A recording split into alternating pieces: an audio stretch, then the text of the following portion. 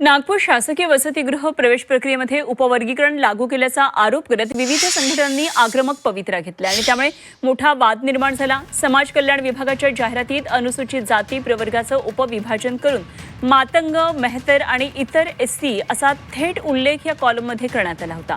या वादावर सामाजिक न्याय विभागाचं आता स्पष्टीकरण आलंय। उपवर्गीकरणाचा हा विषय यावर्षी आला असला तरी राखीव टक्केवारीनुसार गेल्या 3 वर्षांपासून अशी जाहिरात प्रसिद्ध केली जाते आणि कुणाच्याही भावना दुखावण्याचा यामध्ये हेतू नाहीये। शासकीय परिपत्रकानुसारच ही प्रक्रिया राबवल्याचं सामाजिक न्याय विभागाच्या सहाय्यक आयुक्त सुकेशनी तेलगोटे यांनी सांगितलंय।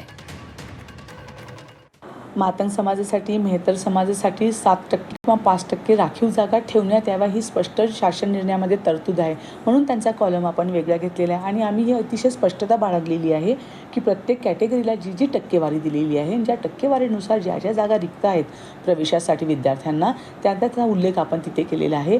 आणि ही फक्त यावर्षी नाही केलेली। जर आपण यावर्षी केली असती तर कुठेतरी काहीतरी दिसून आलं असतं, परंतु आपण 2024 याच्या आधी पण आपण अशा जाहिराती दिलेल्या आहेत। त्यामुळे काहीही कुणाच्या भावना दुखवण्याचा किंवा कोणत्याही नियमाविरुद्ध काम करण्याचं काही नाही आहे सर। जे आहे ते नियमानुसारच केलेलं आहे।